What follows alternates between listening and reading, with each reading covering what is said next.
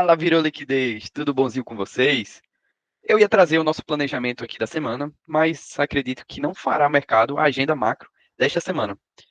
Segunda-feira teremos feriado e na terça não teremos nada, na quarta teremos reunião, teremos também divulgação, está programado a divulgação do balanço da NVIDIA do quarto trimestre.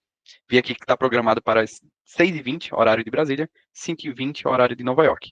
Então, já no finalzinho do mercado, aí acredito que vai trazer bastante volatilidade, dependendo do que será divulgado, tá? Então, fique esperto aí nesse horário. Aqui na quarta, a gente tem o PIB, perdão, na quinta, a gente vai ter o PIB. Isso sim é super importante, porém, a projeção aqui é neutra. E o trade top aqui, né, para a gente, o melhor trade seria se ele vier acima ou abaixo do esperado. Então, se vier acima do esperado, Nasdaq vai para cima. Se vier abaixo, queda para o Nasdaq. Simples assim. Mas o que movimentará mesmo o mercado serão as tratativas das tarifas com a Apple. Então, por enquanto, né, não encontrei nada aqui se foi divulgado alguma coisa, tá? Não vi nada nesse final de semana, acho que não teve nada mesmo.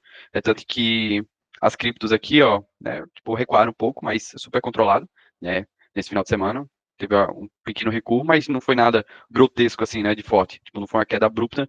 Para ter, se tivesse, né, alguma divulgação, alguma fala, de fato a gente estaria vendo essas criptos caindo bastante, né? Ou, né, se fosse algo positivo, iríamos estar vendo as criptos subindo. Mas por enquanto é um recuo super controlado. Mas aí todos estarão aguardando os próximos passos dessa novela, né? Então, tem novela com a Samsung também, né? Como eu disse, tem com a Apple, tem também com o Reino Unido, tá? Então, qualquer coisa positiva que for divulgado entre esses três personagens dessa novela, vamos ter boas movimentações para cima no Nasdaq, ou qualquer coisa negativa, Nasdaq cai. Então, é só ficar atenado aí nas notícias e realizar os trades, tá? Então, ou então, se aparecer alguma coisa, né, sobre um novo personagem aí, então é só ficar ligado. Qualquer coisa negativa, ouro vai para cima. Qualquer coisa negativa, Nasdaq vai para baixo. Tá? Qualquer coisa positiva, Nasdaq vai para cima e o ouro vai para baixo. Tá? Inversamente correlacionado. Mas para já não encerrar o vídeo, né, dessa maneira, né, é um vídeo curto, eu vou dar uma dica para vocês sobre o meu gerenciamento de risco. Como é que eu aplico o meu GR durante o dia? Bom, então vamos lá. Deixa eu tirar aqui essa marca d'água para ficar mais fácil. Eu faço 3 operações aqui no dia, tá? Dessas 3 operações, aí é uma discordância, mas é o que eu aplico, tá? No meu dia, tá? Muitos podem não concordar, mas é o que serviu bastante para mim. É que minha média de risco-retorno é 3 para 1, por isso que eu faço 3 operações. Se você, né, tem uma média dentro das suas operações de 2 para 1, então, né, eu faria 2 operações. Ah, faço meu risco-retorno em média aqui é de 1 para 1, então faz uma única operação, tá? Isso daqui é o que eu acho, é o que serviu e é o que é válido para mim, tá? Então muitos não podem concordar com isso. E é matemática pura. Então, digamos, né, minha média de risco-retorno é 3 para 1. E minha média de stop, digamos, tá? Hipoteticamente, é de US$ 100, tá? Então, US$ 100 aqui por operação.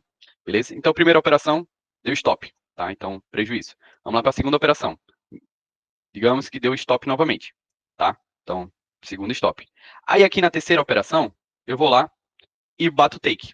E aí, se eu estou arriscando US$ 100 e a minha média ali é 3 para 1, aí eu vou lá e faço US$ 300 nessa operação. Ou seja, eu saio no dia no positivo. Então, eu abato esses dois stops aqui, e aí saio com US$ 100 aí no dia no positivo, tá? Então, isso daí é matemática pura. É simples assim. Não adianta, se você ter um risco-retorno de 2 para 1, querer fazer, sei lá, 3 operações, mesmo assim, ainda você vai estar saindo no 0 a 0. Enfim, né? Então, você tem que trabalhar isso daí. Se você tem uma média de 2 para 1, e aí você fará 2 operações. Então, né, digamos, na primeira operação deu stop, US$ 100, e aí digamos que na segunda deu take. Então você teve um take aí de US$ 200, saiu no positivo. Né? Isso daí é minha linha, né, minha linha de pensamento. E todos esses meus takes, tá? Eu não bato parcial, porque senão aqui, né, digamos, aqui vai estragar, né, vai estragar o nosso retorno aqui. Então, digamos que todos esses stops aqui, esses dois stops, eu perdi cheio. Aí aqui nesse take aqui, que foi o positivo, aí eu bato parcial. Aí, ou seja, perdi o meu retorno, né? Então, digamos, aqui era para eu ter ganho US$ 300, aí como eu bati parcial, saí com, sei lá, US$ 200. Então, mesmo assim, ainda iria sair 0 a 0. Então, por isso que eu não gosto de bater parcial, porque se esse take aqui, se essa terceira operação tem a capacidade de a gente sair no positivo, não vejo necessidade de eu bater parcial, tá? Então, para mim, eu enxergo dessa maneira, beleza? Mas assim, é óbvio, tá, que as nossas operações, esse risco retorno aqui de 3 para 1, é uma média, tá? Porque não pode ser fixo, tá? A gente não pode, digamos aqui, a gente vai lá, estamos aqui dentro de uma operação, e aí tem essa possibilidade aqui de uma compra, tá?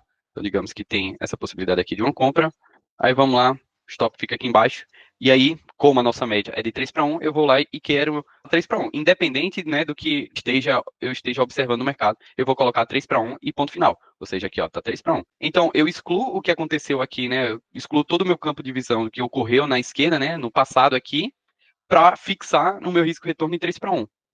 Então, assim, acaba não tendo, né, acaba saindo da lógica, porque o que é que vai acontecer? O mercado simplesmente pega aqui nessa liquidez e retorna tudinho, né? E aí a gente perde essa operação aqui que pagaria 2 para 1, né, 2,37, porque tem essa liquidez, e aí a gente acaba chupando o dedo, né, ficando de fora. Então, essa média aqui de 3 para 1 não é porque eu pego simplesmente, tipo, tô fixado em 3 para 1, não. Eu tenho que observar 3 cenários, tá? É o que eu aplico, 3 cenários. Liquidez, sei lá, da Ásia, liquidez de Londres, alguma liquidez de algumas de sessões, liquidez também de tempos gráficos maiores. Então, aqui, digamos que seria um topo de 4 horas, enfim, ou aqui um topo da sessão de Londres.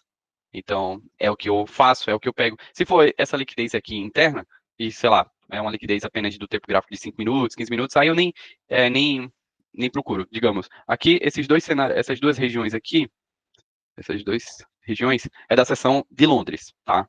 Vamos supor que essas duas regiões aqui tá dentro da região, né? Tá dentro da seção de Londres. Qual que é a liquidez mais importante? É esse daqui. Então, eu não bateria parcial ou não sairia, né, 100% do meu take nessa região, e sim nessa, beleza? Esse é o primeiro cenário onde eu posiciono o meu take. Porque além de, eu acabei não falando isso, mas, além da minha operação, né, da minha entrada ser técnica e o meu stop também ser técnico, o que a gente precisa fazer também é do nosso take também ser técnico. Precisa ser técnico, tá? Então, essa é a minha primeira opção, né, minha primeira saída de take. A minha segunda saída também é em regiões de FIBO. Então, digamos que esse topo aqui, essa região, seja a seção de Londres e esse topo aqui, seção da Ásia, tá? Então, o que é que eu faria nessa situação? Eu vou lá e traço uma FIBO desse topinho aqui até esse fundo, e aí vejo essas regiões de desconto. Então, as regiões que eu mais gosto, 50%, 60% e 70%. E aqui, dentro dessas três regiões, temos aqui a seção, né, o topo da seção de Londres, que conflui aqui próximo dos 60%. Então, aqui seria a minha saída. Não sei se ficou claro, vou dar outro exemplo aqui, tá? Vou querer comprar, e aí o mercado na seção da Ásia, foi lá, acumulou aqui nessa região, seção de Londres, manipulou aqui para baixo, e aqui na seção de Nova York, deixa a nossa estrutura e aí sobe. Então aqui a gente compraria, aqui nessa região, stop aqui embaixo, aqui no fundinho técnico. E o nosso take aí é onde a gente vai analisar, vamos ver. Vou botar aqui um pouquinho mais para cima, tá? Então aqui, essa região, desenhar essa região aqui, colocar aqui como laranja, é da Ásia, aqui no vermelho. Opa. Aqui é o topo da seção de Londres, tá? E aí, o que é que E aí, o que, que a gente precisa observar? Onde ficará o nosso take? Primeiro, a gente traça a FIBO, do topo da Ásia até o fundo da nossa região. E aí, a gente observa onde é que estão as regiões de desconto. Está tudo aqui nessa região, que é próximo do topo de Londres. Então, aqui deverá ser o nosso take, aqui nessa região. Aí pagaria 3,47. Perfeito. Risco retorno um pouco mais de 3 para 1. Só que aqui vocês observaram que se a gente saísse dentro dessa região, iria pagar 1,45. Tá? Não seria um risco retorno positivo. Aí o que, que a gente faria? Tentaria buscar, né, uma região aqui mais para baixo, tá? Um reteste mais tranquilo. Mas digamos, né, supondo que pegamos a nossa operação aqui, e aqui pagaria 2,40, né? A gente sairia aqui nessa região de Londres, aí pagaria 2,40. Ou seja, é menos de 3 para 1, beleza. Só que aqui, nessa outra operação, pagou 3,47. E aí, vocês já observaram, né, dentro dessas minhas operações que eu posto diariamente para vocês, que tem operação que paga 5 para 1, 4 para 1. Enfim, dentro dessa média, dá aqui os nossos 3 para 1. Tá bom? Então, recapitulando. Se minha média de risco-retorno é 3 para 1, então eu tenho o direito de fazer 3 operações no dia. Se eu tivesse uma média de 2 para 1, aí eu faria 2 operações. Beleza? É isso. Então você tem que ter essa estatística do seu operacional e trabalhar a quantidade de operações que você deve ter direito a ser feito. Se essas 3 operações aqui dessem stop, mataria aqui, né? Encerraria o dia. Então, estaria aqui com $300 de prejuízo no dia. Só que no outro dia, tá? Isso daqui, digamos, foi na segunda. Aí, digamos que na terça-feira, eu fui lá, na primeira operação já bati um take aí de 3 para 1, tá? $300. Então, pronto. Já matou a segunda-feira. Aí, né, sairia no zero. Tipo, se for comparar, né, se for ver a questão semanal, sairia no zero. Tá tudo bem, né? O que importa, novamente, o nosso dever como trade é se proteger e sair no positivo, tá bom? É isso então. Se vocês tiverem mais alguma dúvida, quiser algum tema, algum tópico, se quiser que eu aprofunde mais aqui dentro do gerenciamento de risco, comenta aqui embaixo, se inscreva aí no canal para a gente bater a meta aí de 400 inscritos. Valeu, tamo junto. Boa semana para vocês. Deus abençoe, bons trades a todos. Valeu. Galera, eu tinha finalizado aqui a gravação e vi aqui que eu tinha dado 3 cenários e eu acabei passando só 2, né? Mas vou concluir aqui qual que é o nosso terceiro cenário, né? Para as regiões de take, as nossas saídas de take. É o seguinte, a gente posiciona a nossa ordem de compra, stop no fundinho, e o terceiro cenário para take seriam em zonas de interesse, né? Então, em order block, né, esses blocos de ordens, em fair value gaps, em regiões de acúmulos, né? Ou seja, por exemplo, aqui a gente teve essa acumulaçãozinha. Então, possivelmente o mercado vem aqui e vai travar dentro dessa região. Então, eu gosto bastante dessa ferramenta aqui, que é o perfil de volume de rede fixo, que é a POC. Então, a gente traçaria em cima do acúmulo e aqui ele ia trazer qual que é essa região. Então, por exemplo, digamos, aqui nesse cenário, tivemos aqui uma acumulação, a gente traz a POC e bota em toda essa região de acúmulo. Então, aqui traz a nossa POC. Então, essa região aqui tende a ser retestada, né? E aí seria uma região de take para a gente. Então, aqui seria essa região de take. Digamos também que aqui foi deixado um Fair Value Gap, um bloco de ordens aqui, né, um order block. Então, esse seria o nosso terceiro cenário. E o nosso take ficaria aqui dentro dessa região. E é isso. E agora sim, vídeo finalizando aí com sucesso. Valeu, pessoal. Tamo junto.